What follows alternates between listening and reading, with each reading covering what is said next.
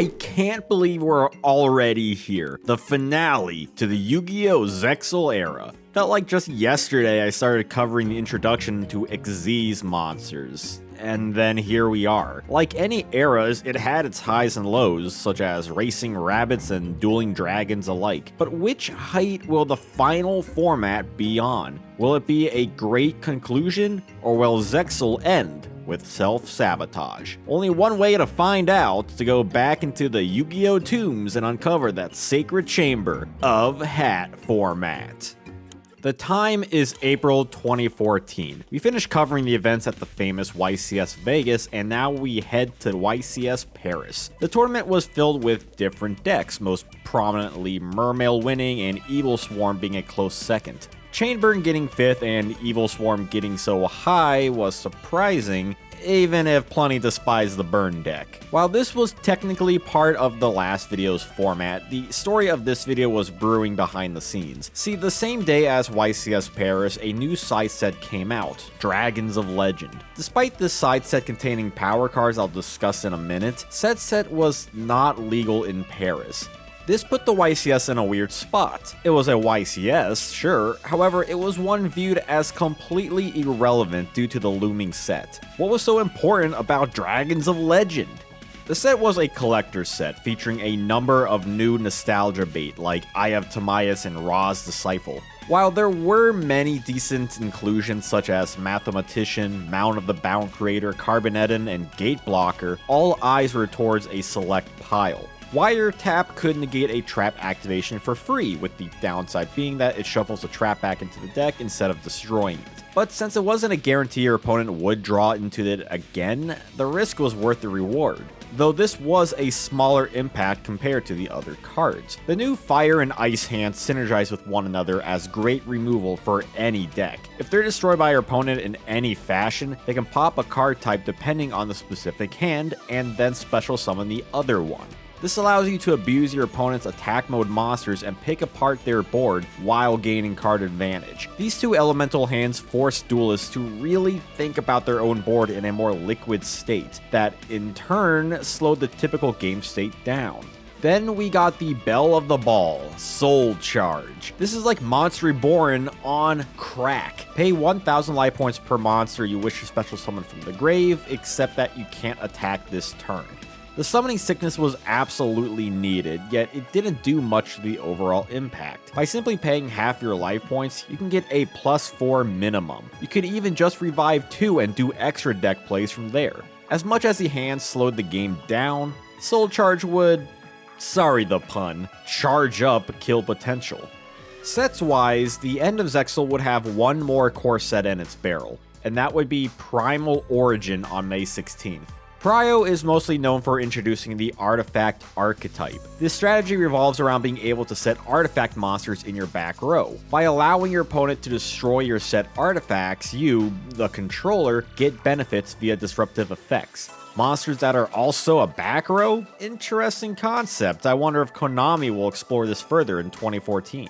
While not equally but important nonetheless, Prio and Dragons of Legend gave Sylvans much needed support. With the addition of new powerful rank 8 Sylvans, Sylvan Charity to dig through the deck, Soul Charge for Lonefire Blossom plays, and Curry Bandit to excavate one of many bountiful spell cards, the Sylvan deck gained plenty of combo potential. With its heavy use of Miracle Fertilizer, Sylvans would move on into the format being a fearsome spell-oriented deck, which was unique among its peers. Prio would also include plenty of strong singular cards like Traptrix Dionea, Majesty's Fiend, Ragna Zero, Galaxy Tomahawk, Karen Gorgon, and Diamond Core of Kawaki Meru. Though perhaps more importantly in the short term would be Madolche and Jelly. This is because one day later at YCS Philly, Chris LeBlanc would win this new format with the previously mentioned Madolche. The archetype has been gaining momentum for a while now, and with the new Jelly that contribute itself in order to special summon a Madolche from the deck,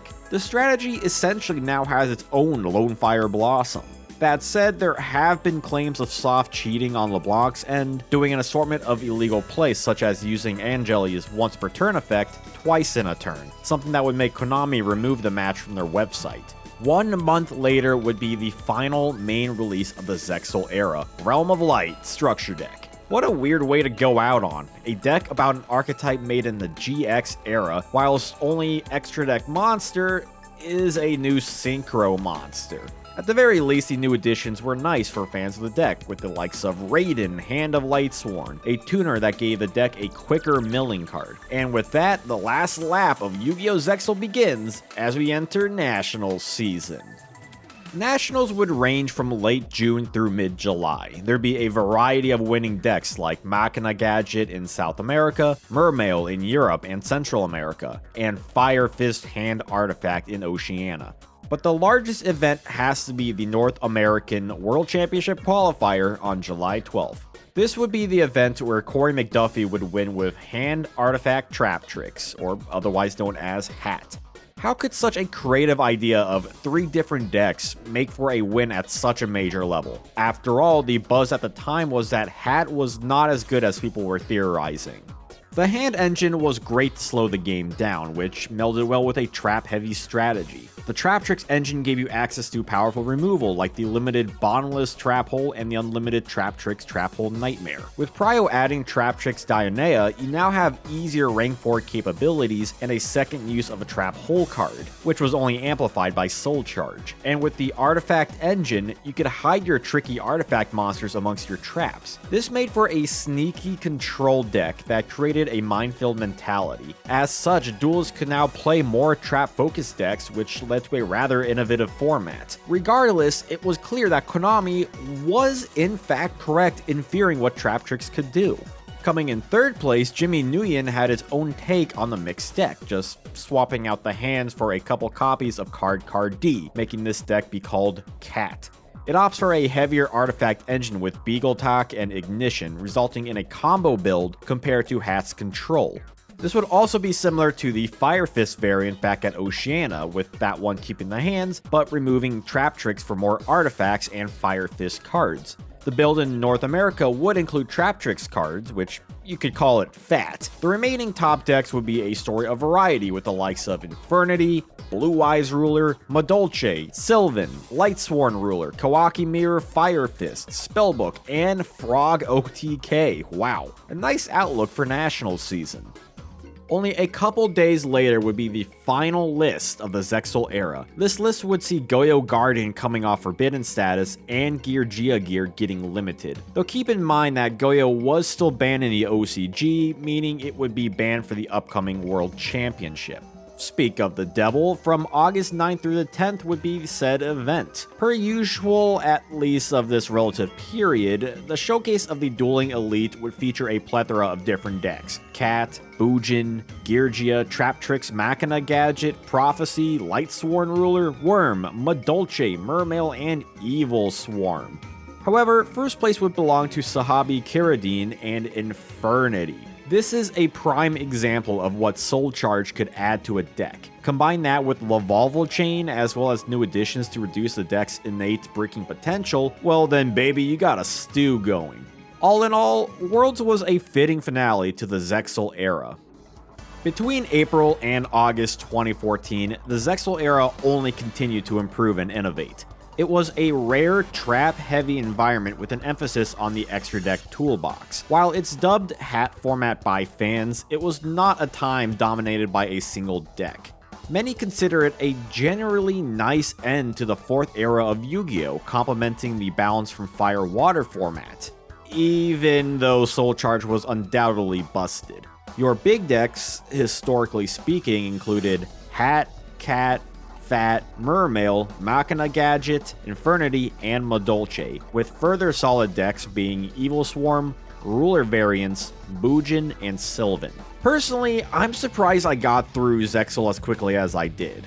One or two formats aside, it was a rather healthy few years with plenty of fun formats to play like Tengu Plant, Abyss, Meadowlands, Fire Water, and HAT. As an enjoyer of the XZ's summon, there were many periods between 2011 and 2014 that I found myself quite liking, or at the very least appreciating.